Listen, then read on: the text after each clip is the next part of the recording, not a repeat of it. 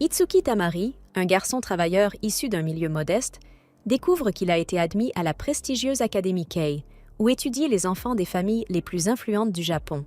Sur le chemin de l'école, il croise par hasard Janako Konashana, une jeune fille célèbre qui semble appartenir à une famille incroyablement puissante.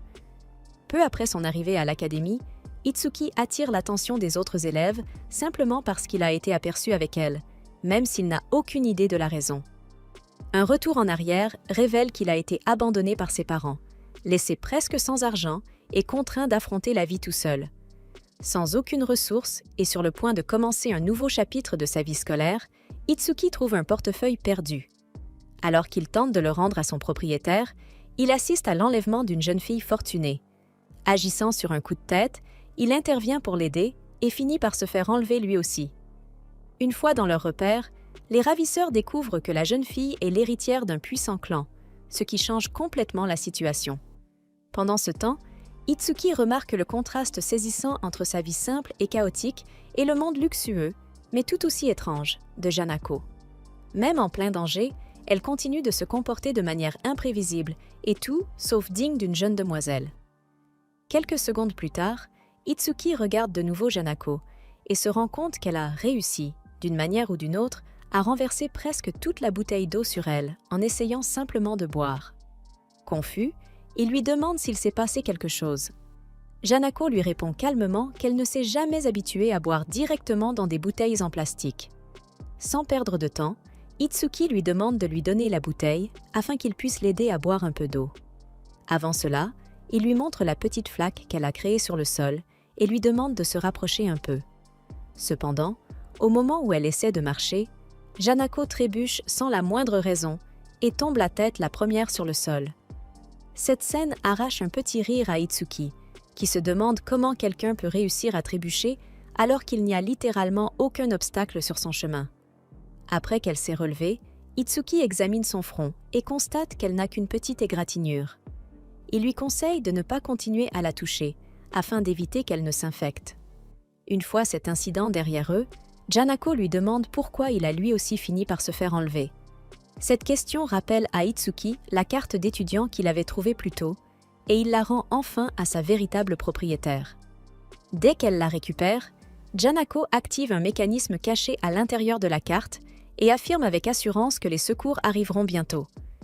Itsuki n'a aucune idée de ce qui vient de se passer, car à ses yeux, cette carte ressemblait simplement à une carte d'étudiant ordinaire. Sans montrer la moindre inquiétude, Janako s'allonge pour se reposer. Comme la jeune fille gâtée qu'elle est, elle demande à Itsuki si elle peut poser sa tête sur ses genoux. Cette demande le laisse complètement décontenancé, car jamais auparavant, une fille aussi belle qu'elle n'avait fait quelque chose de ce genre avec lui. Malgré tout, après avoir découvert à quel point elle était réellement maladroite, sa beauté ne l'intimidait plus autant qu'au début.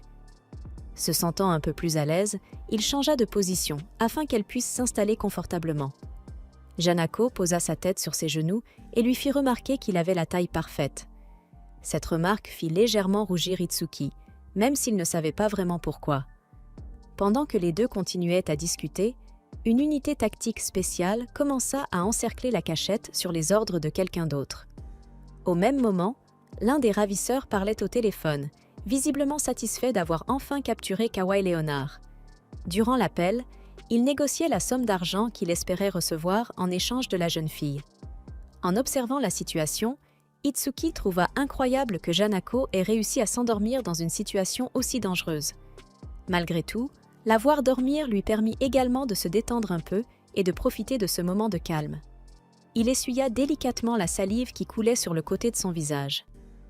Quelques secondes plus tard, Janako ouvrit lentement les yeux. Soudain, le ravisseur se mit à crier au téléphone, avertissant que s'il continuait à se moquer de lui, il passerait sa colère sur la jeune fille. Même après avoir entendu cette menace, Itsuki regarda Janako et lui dit qu'elle n'avait pas besoin d'avoir peur. Quoi qu'il arrive, il ferait tout son possible pour la protéger. En entendant ces paroles, Janako lui demanda pourquoi il était prêt à prendre autant de risques pour quelqu'un qu'il venait à peine de rencontrer. Cette question le laissa sans voix. En y réfléchissant, Itsuki réalisa que même si son propre avenir semblait sans espoir, il avait encore la possibilité de sauver quelqu'un d'autre. Peut-être qu'en faisant cela, il pourrait également se sauver lui-même. Avec cette pensée en tête, il admit qu'il était lui-même incapable d'expliquer pourquoi il était prêt à aller aussi loin. Sa réponse sincère fit briller les yeux de Janako, qui lui adressa un doux sourire. Elle lui dit qu'elle l'aimait bien et que sa présence lui procurait un incroyable sentiment de sécurité. Janako ajouta qu'Itsuki sentait comme un futon qui venait tout juste de sécher au soleil. Après ce compliment plutôt inhabituel, elle expliqua qu'elle avait eu de nombreux gardiens tout au long de sa vie, mais qu'ils avaient tous été sérieux et excessivement stricts avec elle. Cependant, avec Itsuki, tout était différent. Il la traitait naturellement, sans aucune formalité. Elle pouvait véritablement se détendre en sa présence, et cela la rendait sincèrement heureuse. Ces paroles prirent Itsuki complètement au dépourvu. Un instant plus tard, Janako lui demanda son nom. Sans réfléchir, il répondit accidentellement qu'il s'appelait Itsukido Minari. Janako se présenta alors à son tour. Cependant, avant qu'elle puisse continuer, une grenade, la pièce entière se remplit de fumée, tandis que l'équipe de secours prend d'assaut la cachette et arrête les ravisseurs. Au début, les agents braquent également leurs armes sur Itsuki, avant de comprendre rapidement qu'il n'est qu'une autre victime. La commandante adjointe Shizune dirige l'opération et vérifie la situation auprès de Janako, qui confirme à tout le monde qu'Itsuki n'est pas un criminel. Après le sauvetage, Shizune réprimande légèrement Janako pour être partie sans prévenir personne, mais celle-ci ignore complètement son avertissement. Janako surprend ensuite tout le monde en annonçant qu'elle souhaite emmener Itsuki avec elle. Sans la moindre hésitation, Shizune accepte et commence immédiatement à traiter cette décision comme un arrangement officiel. À partir de ce moment-là, la situation dans son ensemble devient plus claire. Shizune a déjà mené une enquête approfondie sur le passé d'Itsuki et découvert sa situation familiale et financière extrêmement difficile. Pour cette raison, elle et la famille Kanohana décident de le recruter afin qu'il devienne le gardien personnel de Janako, sous des règles très strictes. Avec de lourdes conséquences, s'il venait un jour à franchir les limites, Itsuki est conduit dans l'immense résidence de la famille Kanohana, où il découvre enfin l'étendue réelle de la richesse et de l'influence de cette famille. Là-bas, Keijin, le père de Janako et le dirigeant du conglomérat, confirme que sa fille s'est profondément attachée à Itsuki et insiste sur le fait qu'il est la personne idéale pour prendre soin d'elle. Avant de lui expliquer entièrement les détails de son travail, il commence par lui montrer le quotidien inhabituel et problématique de Janako, révélant ainsi que s'occuper d'elle sera bien plus compliqué qu'Itsuki ne l'avait jamais imaginé. À mesure que la vidéo avance, Itsuki devient de plus en plus stupéfait, principalement parce que la Janako apparaissant à l'écran ne ressemble absolument pas à celle qu'il connaît. Dans les images, elle paraît parfaite, élégante et gracieuse dans chacun de ses mouvements, complètement différente de la jeune fille maladroite qu'il a vue jusqu'à présent. Le contraste est si saisissant qu'il demande à Shizune qui est réellement cette personne. Elle lui confirme simplement qu'il s'agit bel et bien de la même Janako. Voyant sa confusion, Keijin lui explique que Janako sait parfaitement comment se comporter comme une jeune demoiselle irréprochable lorsqu'elle se trouve en public. Cependant, elle possède une autre facette de sa personnalité.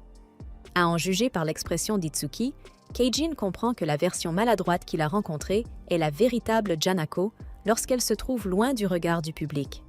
Selon Keijin, dès qu'elle échappe au regard de la société, Janako redevient exactement comme elle apparaît dans la vidéo, et cette facette de sa personnalité rend la vie extrêmement difficile à tous ceux qui doivent s'occuper d'elle, au point de devenir presque insupportable. Il mentionne même que son précédent gardien a récemment démissionné après avoir été hospitalisé à cause d'un ulcère provoqué par le stress, ce qui ne rassure absolument pas Itsuki. En résumé, Keijin lui explique que le travail d'un gardien consiste à agir dans l'ombre, en veillant à ce que la véritable personnalité de Janako n'apparaisse jamais en public et ne nuise pas à sa réputation. Après avoir tout expliqué, Keijin demande à Itsuki ce qu'il pense de cette proposition, en lui faisant clairement comprendre qu'il espère sincèrement qu'il acceptera. Nerveusement, Itsuki pose une question sur le salaire. Keijin répond sans hésiter. Bien sûr qu'il sera payé. Il lui explique également qu'Itsuki vivra dans le manoir et que tous ses repas seront pris en charge. Il lui propose ensuite 20 000 yens par jour, ce qui laisse Itsuki stupéfait, car il comptait demander beaucoup moins, environ 8 000 yens. Prenant son silence pour un refus, Keijin augmente immédiatement son offre à 50 000 yens par jour. Pris de panique, Itsuki s'empresse d'expliquer que c'est en réalité tout le contraire et que 20 000 yens représentent déjà pour lui une somme d'argent incroyable. Keijin devient alors plus sérieux et souligne que les responsabilités d'un gardien sont bien plus importantes qu'Itsuki ne l'imagine. Il lui demande s'il comprend pourquoi Janako doit maintenir une image publique aussi irréprochable. Sans attendre de réponse, Keijin explique que c'est afin de garantir un mariage avantageux à l'avenir. Récemment, le groupe Kanohana a été confronté à des conflits internes et à de féroces rivalités commerciales, ce qui rend ce mariage crucial pour l'avenir de la famille. Pour cette raison, Janako doit préserver une réputation parfaite à l'Académie Kei, ainsi que lors des événements mondains. Le gardien est chargé de veiller, dans l'ombre, à ce que tout se déroule ainsi, en protégeant à la fois la réputation de Janako et celle de la famille Kanohana. Finalement, Keijin lui demande directement s'il est prêt à assumer cette responsabilité.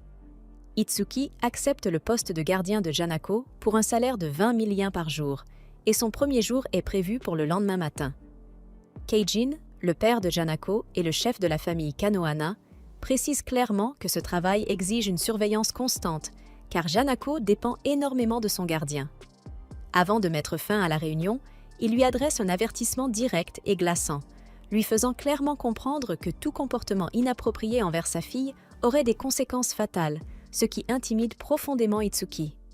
Par la suite, Itsuki s'installe dans le manoir et apprend qu'il fréquentera également l'Académie Kei aux côtés de Janako. Pour rendre cela possible, on lui fournit un uniforme scolaire ainsi qu'une fausse identité le présentant comme l'héritier de l'une des filiales afin que personne ne remette en question sa présence. À partir de ce moment-là, Shizune lui fait suivre un entraînement intensif afin de le préparer à son rôle de gardien de Janako. Son entraînement comprend des études, des règles strictes de savoir-vivre et même du combat au corps à corps. Malgré sa détermination et son expérience dans des emplois physiquement éprouvants, Itsuki se rend rapidement compte qu'il est loin d'être préparé à cet univers totalement différent. Épuisé, il retourne dans sa chambre, seulement pour découvrir que Janako dort déjà dans son lit, comme si la chambre lui appartenait. Dans le même temps, sa vie personnelle continue de s'effondrer. Il ne parvient plus à entrer en contact avec un ami proche et décide qu'il ne pourra désormais plus fréquenter son ancienne école. Janako ne fait que compliquer davantage les choses en lui confisquant son téléphone portable et en insistant pour qu'il se comporte plus naturellement avec elle, le gardant ainsi constamment à ses côtés. N'ayant aucune véritable alternative, Itsuki commence, à contre-cœur, à s'adapter à sa nouvelle réalité. Finalement, il accepte le chaos qu'implique son nouveau rôle de gardien de Janako.